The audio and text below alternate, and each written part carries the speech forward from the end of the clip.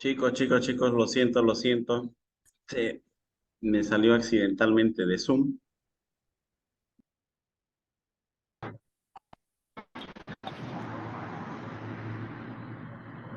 Vamos a continuar con la presentación.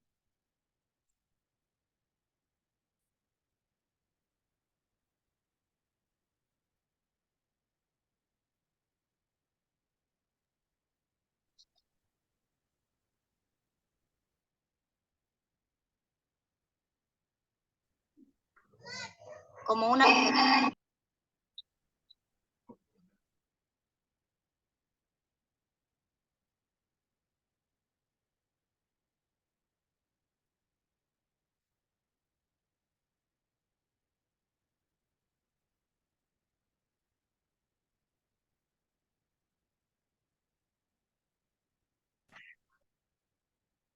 Bien, entonces, en relación al metabolismo del calcio, sobre todo inicialmente, cuando a través de los alimentos ingresa el calcio, que es aproximadamente 1000 miligramos, en el tubo digestivo se absorben alrededor de 300 miligramos y se secretan 100 miligramos, de los cuales en total en 24 horas va a ser alrededor de 800 miligramos de calcio que se pierden. Sin embargo, de esa absorción del calcio que va a ir a nivel extracelular, la paratormona va a detectar de que existe una cierta cantidad de calcio adicional que ingresa a nuestro organismo y pues rápidamente va a liberar paratormona. Y esa paratormona que libera Esa paratormona que libera va a actuar en tres niveles. Primero a nivel óseo, luego a nivel renal y tercero a nivel intestinal. A nivel óseo lo que va a hacer es incorporar el calcio dentro del hueso y a la vez va a estimular la resorción ósea, salida del calcio fuera del hueso. También por otra parte va a eliminarse el calcio a través de los túbulos renales, alrededor de 10.000 miligramos en 10.000 miligramos en 24 horas, y de estos 10.000, 9.800 se absorben. De esa manera entonces se mantienen las concentraciones de calcio en los tres lugares de acuerdo a la cantidad de paratormona que exista. Entonces, en el metabolismo fosfocálcico interviene no solamente el calcio, sino también la paratormona, la calcitonina y la vitamina D. Los cuatro juegan un papel importante para que se mantenga el equilibrio, principalmente del calcio. Cuando hablamos del metabolismo del calcio, tenemos que entender que hay tres formas en las cuales está el calcio presente en nuestro organismo. Primero, la que está unida a proteínas, la albúmina en un 40%. Luego, el calcio unido o sea, libre de proteínas, que es el ion cálcico, en un 50% y formando complejos como el gluconato de calcio en un 10%. ¿Qué es lo importante de esto que ustedes tienen que entender? Es de que eh, cuando tenemos un paciente que tiene hipoproteinemia, hipoalbuminemia, ¿ya? Y a ustedes le dan el calcio total en miligramos por decilitro y no en milimoles, entonces ustedes tienen que sacar a través de una fórmula el calcio corregido. Me parece que ya anteriormente lo mencioné también esto. La fórmula para sacar el calcio corregido,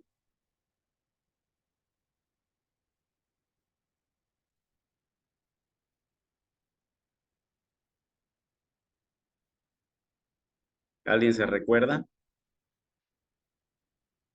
Directamente es el 4 menos la albúmina, ¿listo? El resultado de acá lo multiplican por 0,8, que es una constante, y el resultado de esto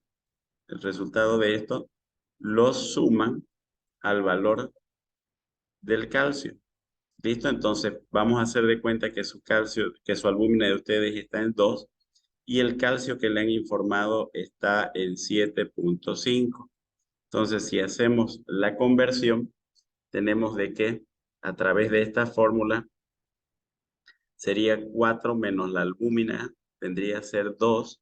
El resultado lo multiplicamos por 0,8 y a eso le sumamos el calcio que me han informado, en este caso sería 7,5, dando un calcio corregido en total de 9, de 9,1. lo que significa que en realidad no es que haya una hipocalcemia como tal, sino de que en base al valor de la albúmina se corrigió y el verdadero calcio, la cantidad total de calcio que existe, vendría a ser de 9,1. Simplemente hemos puesto a manera de ejemplo esto de acá. ¿Ya? Entonces, siempre tienen que tomar en cuenta, antes de administrar calcio a un paciente, fijarse si es el calcio total en miligramos por decilitro y ese es el calcio que está unido a la albúmina. Por lo tanto, no les sirve a ustedes para tomar una conducta, ¿ya? Siempre pidan el calcio iónico. Ese es el que es libre de proteínas y corresponde al 50% de la forma de presentación del calcio. Por otra parte, fisiológicamente, el calcio es la proporción de calcio iónico se modifica, como ya hemos dicho, de acuerdo a la concentración de proteína y también de acuerdo al pH. En situaciones de alcalosis disminuye el calcio iónico y en situaciones de acidosis aumenta el calcio iónico.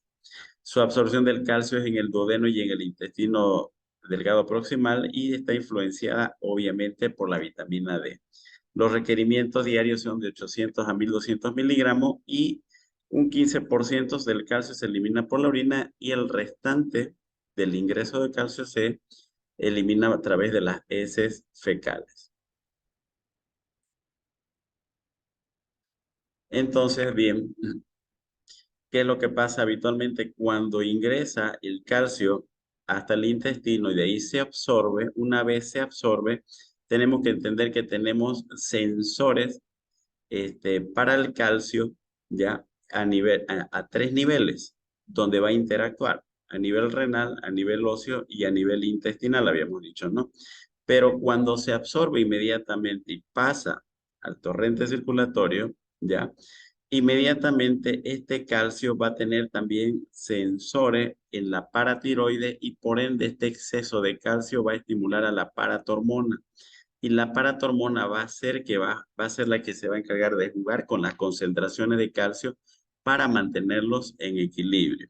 Entonces facilita la reabsorción tubular de calcio a nivel de los túbulos contorneados, facilita la absorción a nivel del duodeno, facilita la resorción ósea, ¿listo?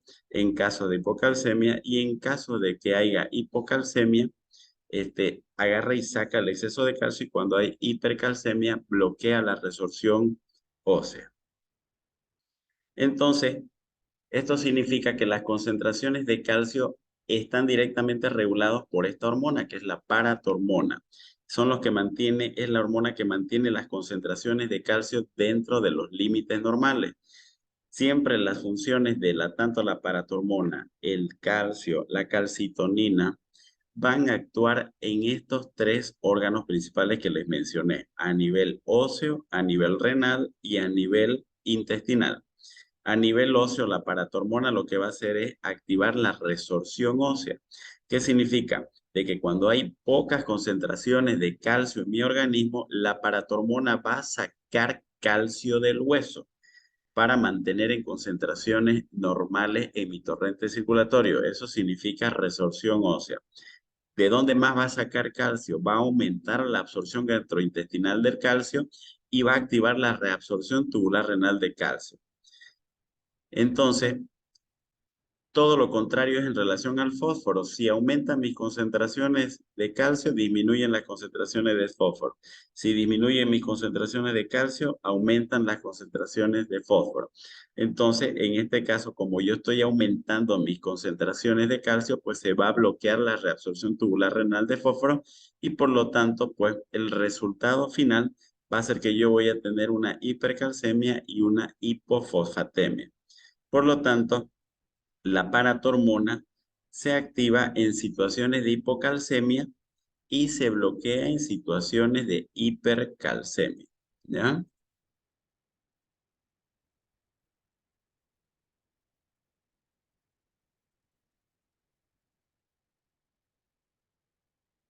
Son en esos 3 niveles entonces donde actúan.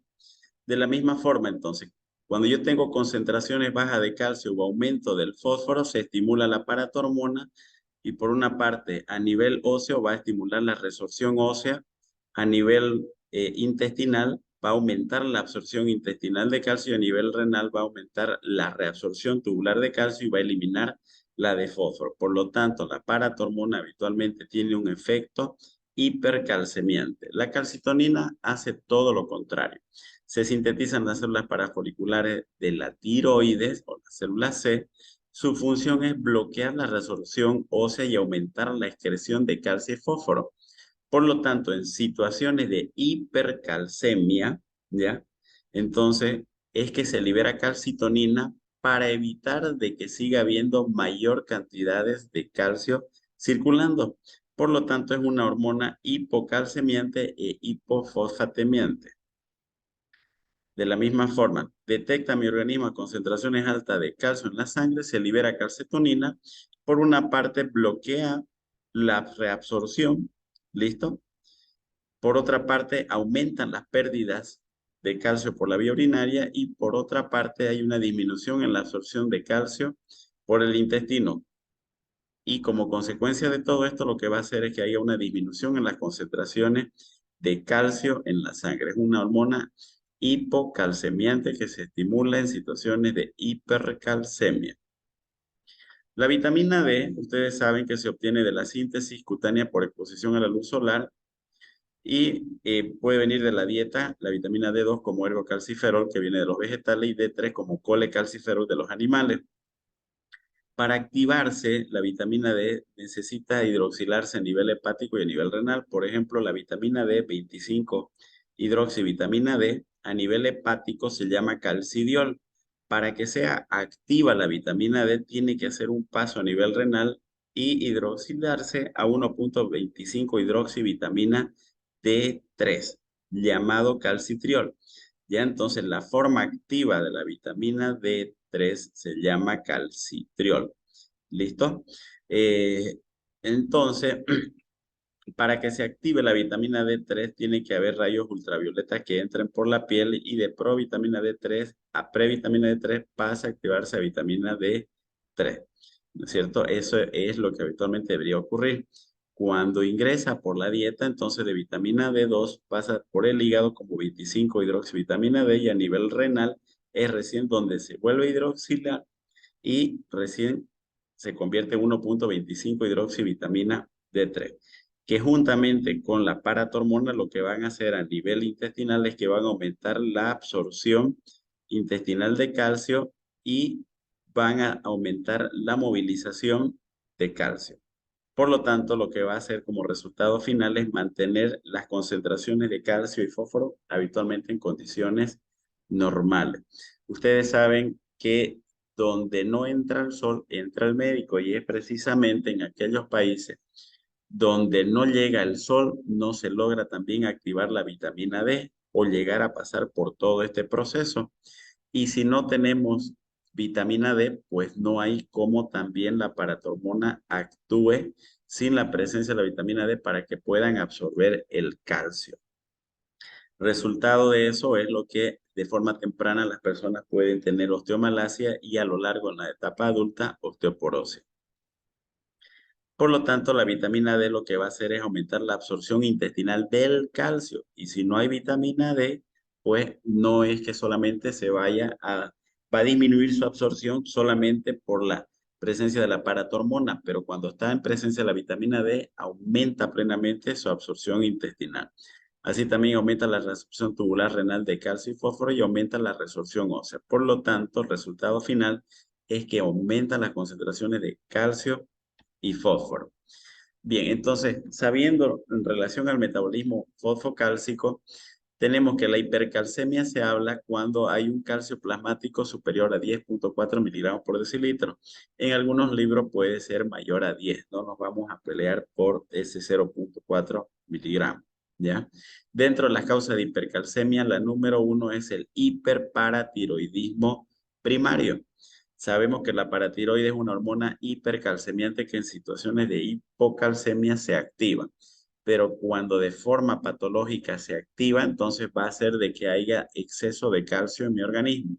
Ciertos tumores malignos, como los más frecuentes en pacientes hospitalizados, de aquellos que ocasionan destrucción ósea, el mieloma múltiple, el cáncer de mama, la metástasis, aumento de los niveles de 1,25 hidroxivitamina D, como los linfomas, carcinomas epidermoides de pulmón, fármacos como el litio, las tiacidas, exactamente las tiacidas, como la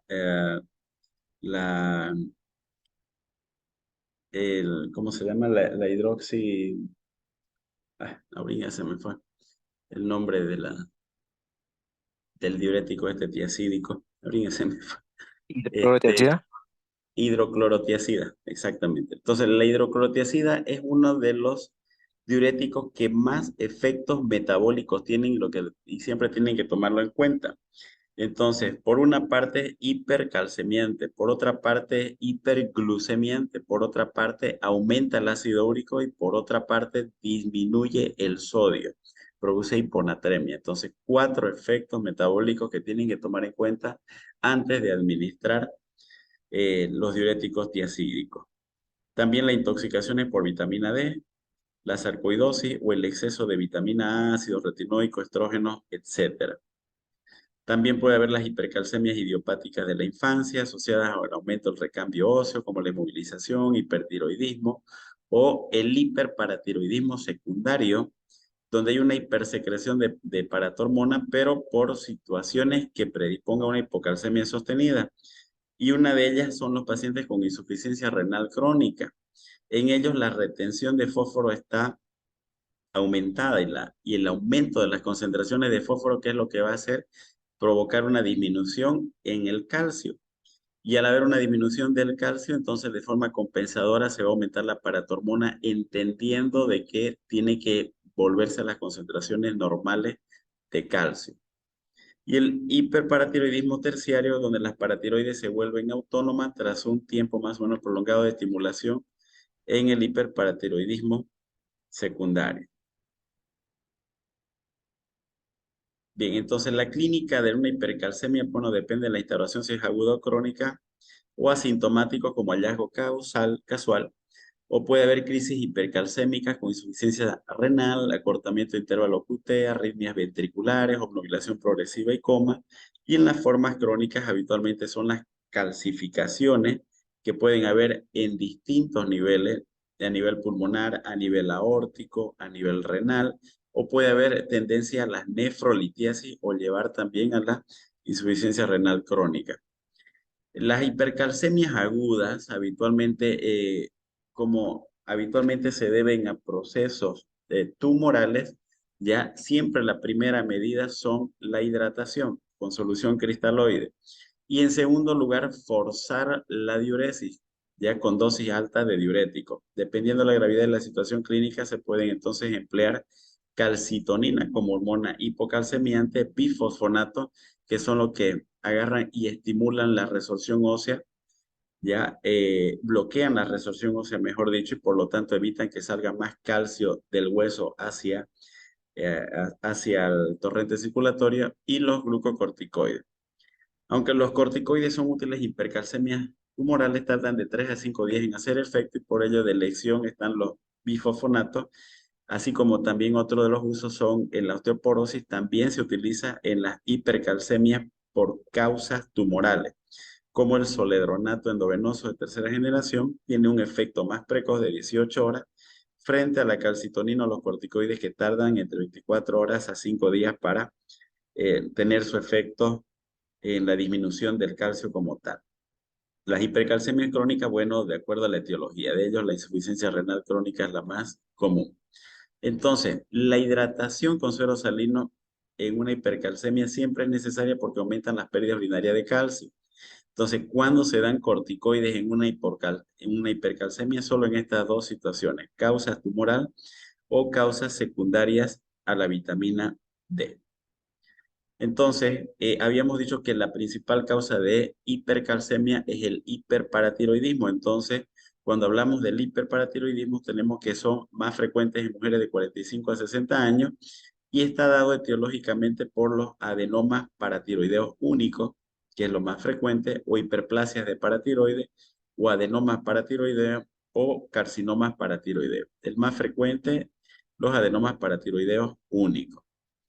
La clínica habitualmente está en relación a los lugares por donde va a circular el calcio. Entonces, ¿por dónde circula? A nivel renal, a nivel óseo, principalmente. A nivel renal, entonces va a haber mayor acúmulo, habiendo una tendencia hacia la nefrolitiasis con presencia de cálculos de oxalato cálcico o de fosfato cálcico. Y esta nefrolitiasis puede llevar con el tiempo a una nefrocalcinosis y a una insuficiencia renal crónica.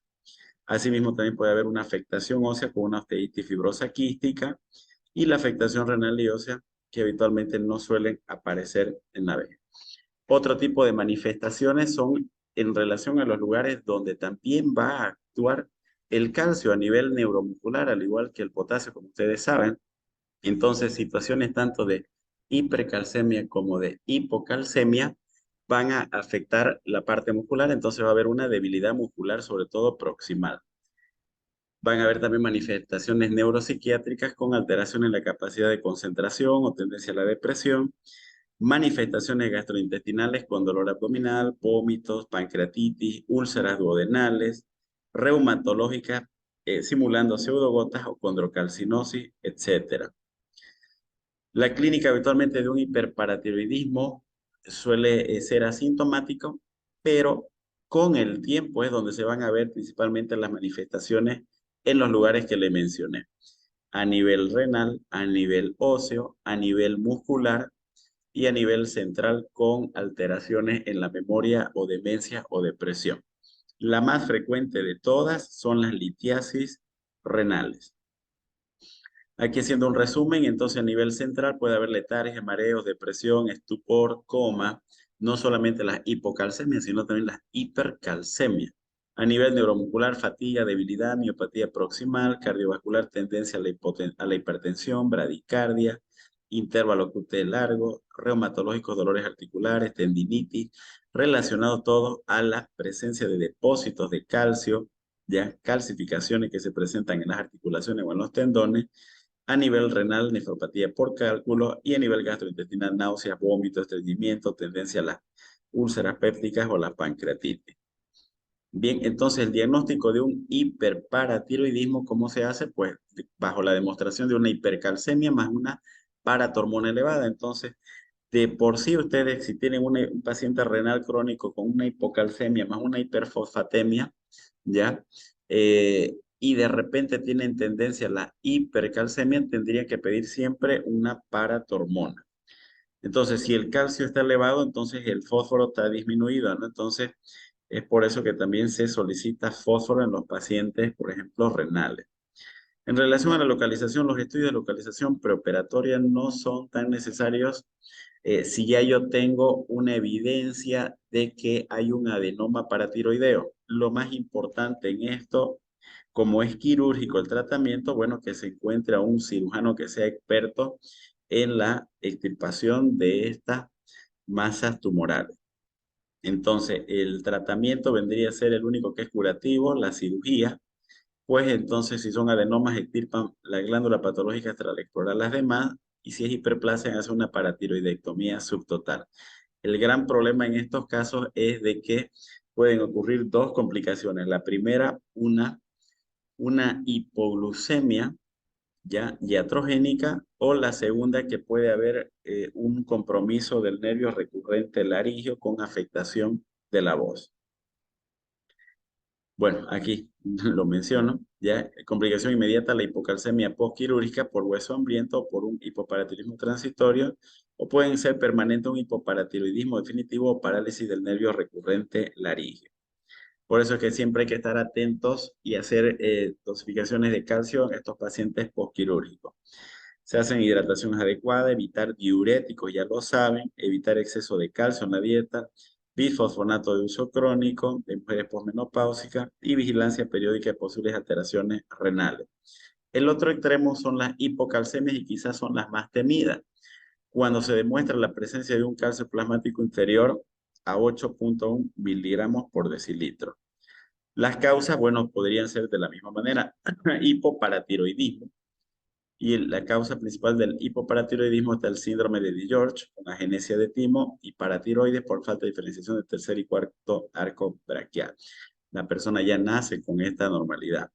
La hipomagnesemia frecuente en los alcoholismos, la malnutrición, también esto es importantísimo y sí están asociados incluso en pacientes que tienen hipocalemia, pacientes que llegan con hipocalemia, con hipocalcemia y es alcohólico.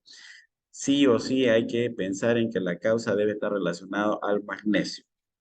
Mala absorción intestinal, pseudo hipoparatiroidismo, hemocromatosis, fármaco antiepiléptico, pancreatitis agudas, metástasis osteoblástica o las acidosis metabólicas o alcalosis respiratoria.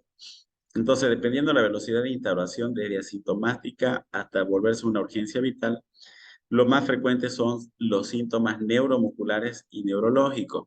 Entonces, ustedes aquí siempre tienen que buscar datos de tetania, que son parestesias distales y periorales con hiperreflexia o espasmos musculares. Son dos los signos que tiene que buscar, troceado y Chebostec. El troceado, que es el espasmo carpopedal, ¿ya? Entonces, el troceado resulta de que el paciente, ustedes lo ven y es como que si estuvieran con su antebrazo sobre su brazo flexionado constantemente y si no fuese ese el caso, agarran ustedes y le toman le colocan el manguito del tensiómetro y cuando están haciendo la compresión, insuflando el manguito, y si de repente hay un espasmo carpopedal o hay una flexión del antebrazo sobre el brazo, entonces pues les está diciendo ahí de que hay un signo de troceo presente. Entonces, eso varias veces me ocurrió con los internos. Ya yo sabía que me solicitaban una interconsulta por una hipocalcemia en pacientes que le habían hecho una cirugía de paratiroides por adenomas de paratiroides. Y le digo al interno, tómele la presión arterial y al momento de tomarle la presión arterial, el paciente comienza a flexionar su antebrazo y el interno le dice, baje su antebrazo, baje su brazo, le estoy tomando la presión y de forma involuntaria a cada momento agarraba y flexionaba y no se daba cuenta de que le estaba diciendo que era un signo que se estaba manifestando de una hipocalcemia. Y yo le pregunto, ¿qué signo es ese? Y no sabía qué responder. Bueno, entonces ese es el famoso signo de troceado. Siempre prestar atención y buscarlo. Y el signo de Chebostek es cuando son contracción de los músculos faciales al golpear el nervio facial, entonces percuten a nivel de la paratiroide y si hay una contracción de los músculos de la masticación o contracciones vigorosas del maxilar superior con el inferior, entonces pues le está hablando de un signo de Chebostek positivo. Asimismo, también pueden haber un alargamiento en el intervalo QT, tendencia a las convulsiones. No se olviden, chicos, que siempre es peor tener hipocalcemia, hiponatremia, hipocalemia, hipotensión, hipotermia, que tener los parámetros por encima de lo normal. Es más grave tener una leucopenia que una leucocitosis. Ya también lo mencioné eso en reiteradas oportunidades. Entonces, lo que está más abajo es más peligroso que lo que está más arriba. ¿Ya? Entonces, miren acá cuando se coloca el manguito y de repente hay una contracción del carpo, ¿ya? Y el antebrazo se flexiona sobre el brazo, bueno, estamos hablando de un signo de troceo positivo, o cuando hay una contracción sostenida al percutir a nivel de la paratiroides por donde pasa, perdón, a nivel de las parótidas por donde pasa el nervio facial. O pueden percutir y van a ver también hiperreflexia, etcétera. El diagnóstico entonces es una situación de hipocalcemia con disminución de la paratormona y que puede estar asociada a una hiperfosfatemia. Ya, entonces son los datos más característicos para diagnosticar una hipocalcemia. Entonces, necesariamente tengo que saber si esa hipocalcemia se debe también a un hipoparatiroidismo, es por eso que se dosifica la paratormona. Si son hipocalcemias agudas, bueno, el tratamiento aquí está relacionado al gluconato de calcio. Si es hipocalcemia crónica, pues tendré que dar la combinación de dos situaciones. La combinación de calcio más vitamina D3 bajo su forma activa, que es el calcitriol, y por otra parte,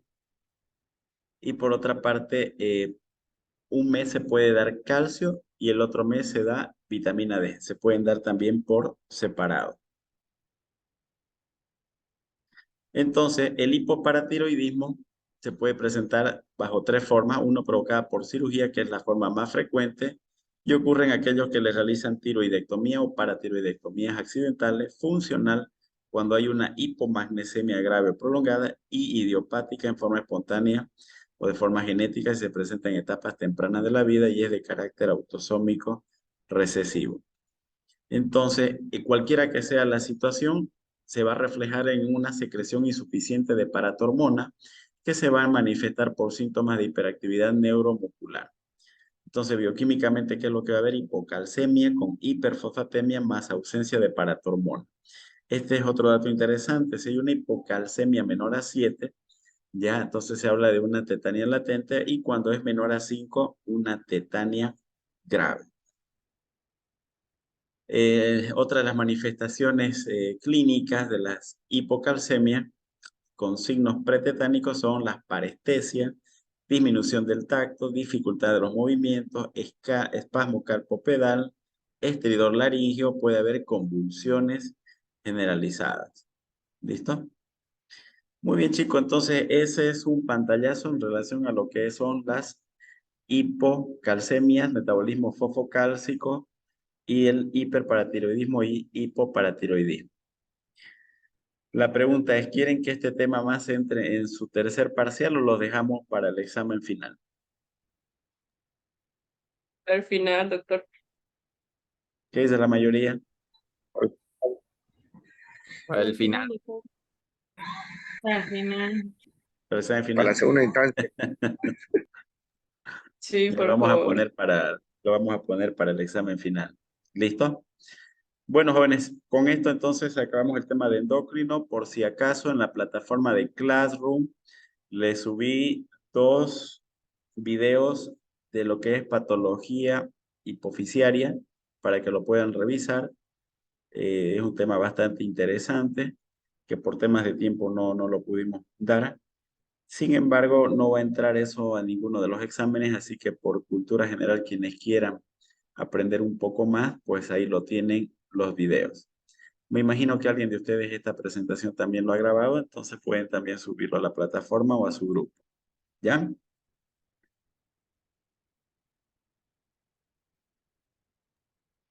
Ok, doctor, gracias. ¿Alguna pregunta que tengan? Este viernes entonces, doctor, es inamovible ya la fecha. Vamos a ver eso, porque en ese comunicado que salió por el tema de la humadera, supuestamente hasta el día viernes, pero no sé si el viernes retornamos, como las clases de nosotros son en la noche, lo vamos a estar pendientes de aquello. De todas maneras, ustedes imagino que ya están estudiados para hoy día, ¿no es cierto? Entonces el hecho que sea el día viernes o el próximo lunes, entonces ya les significaría menos, digamos, no habría de qué ya estresarse, ¿no? Entonces, vamos a estar atentos. Yo creo que hasta el mismo día viernes vamos a saber si se da en la noche o no. De todas maneras, sus exámenes ya los tengo listos.